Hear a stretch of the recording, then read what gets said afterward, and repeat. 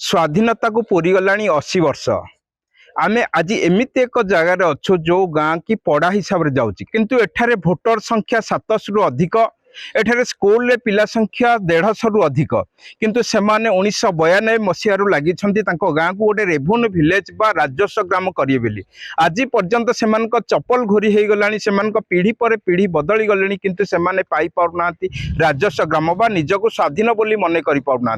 आमे अच्छु आठगढ़ ओस्तपुर ग्राम रे जहाँकि पड़ा ग्राम रे जाउची से चाहूँगी रेवेन्यू विलेज करने कौन रही दाबी कौन रही ठारू बुझी नवा घटना कौन कहीं से रेवेन्यू विलेज हो पारना बुझी नवा। बड़ खबर को स्वागत। कौन कहे आपण ना कौन कहे? माइसेल पूर्णचंद्र पंडा। आम तो बहुत दिन है देखी आसु आमर पूर्वपुरुष तीन चार पुरुष आम देखी आसु गाँ पड़ा भाव रही। एटा बड़ दुखर विषय, बड़ परितापर विषय। आज पर्यंत सरकार केबे भी ध्यान दौना। आम बहु बार सरकार को प्रतिवाद करूँ, सरकार को प्रतिश्रुति पाइचु किंतु ता कार्य परिणत केबे होना। तेणुक आज आम सब कलेक्टर भेटीचु आउ विभागीय कलेक्टर पाक जीवु। आम विभागीय ऑफिसर मान स्तर में विभिन्न कार्यक्रम करुचु केमी आम गाँटा राजस्व ग्राम पाइब। विगत 24 वर्ष आम लगी कौन सरकार आम प्रति बीजेपी सरकार आम कथा को कर्णपात कला ना। आम पूर्वतन मंत्री पाखक जाइलु सी किसी कले ना।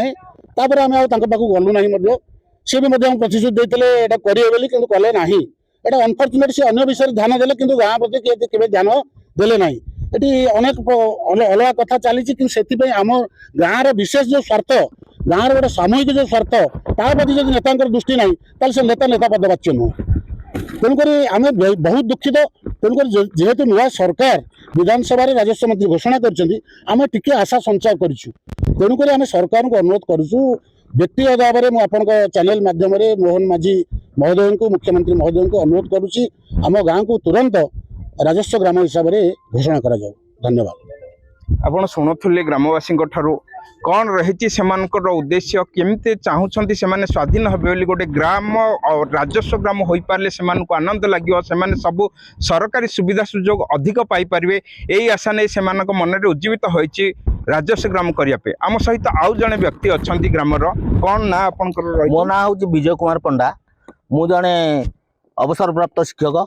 मोर आमे यही ओस्तपुर ग्राम प्राय यही भोटर लिस्ट अनुसार आम 695 बर्तमान अच्छी किंतु आगु को आहरी जो 18 वर्ष ऊर्ध्व जो मैंने हेले से बढ़ी 700 टपी जीवे। ये गाँव पिला मिसेले 1200 रु अधिक हे। ये गाँव में गोटे एमई स्कूल अच्छी किंतु आमे गत 25 एप्रिल 2025 तारिख तहसीलदार को गोटे दरखास्त देलु जिते आम न्यूज रु शुणा पाइलु पड़ा ग्राम गुड़िक राजस्व ग्राम परिणत होती आम तहसीलदार पाखे गोटे दरखास्त देलु ताहा किसी कार्यकारी है नहीं। आपर आम सब कलेक्टर महोदय को देखा करूँ दाबी देकी आसचु से महोदय कहते हाँ मुझे उपरू पठेदेवी। तेणु आपण लगे जमी कौन करें मोर मोर जी कर्तव्य मुझे करी। तेणु आम आशा करुचु आम ग्राम जदि राजस्व ग्राम हो पारंता ताले आमर ग्रामर आदिवासी माने बहुत उपकृत होते एवं विभिन्न जमी जुमा ठू आरंभ करी आमर जो प्रमाण पत्र सब पिला मानकर इनकम सर्टिफिकेट रेवेन्यू जो रेसिडेंट सर्टिफिकेट का पाइबा देहरे जो असुविधा सब सम्मुखीन होची सेथिरु से माने सुधरी जाते एवं आमे बहुत उपकृत हूँ। से आमे आमर आपण बड़ खबर चैनल को धन्यवाद दौचु जे से खबर प्रसारण करी आमको साहाय्य करथिबारु अशेष अशेष आम ग्रामवासी धन्यवाद। आपण शुणुले ग्रामवासी कोभली रही चिंता केवल से मन में गोटे आवेग अच्छी आम ग्राम को केमिति आम राजस्व ग्राम में परिणत करिवो। पूर्व सरकार 1000 रु अधिक भोटर संख्या थिबा ग्राम को पंचायतर मान्यता दबा को स्थिर करथिले। वर्तमान ए ग्रामर लोक संख्या बा भोटर संख्या 700 पार हो जाइछि।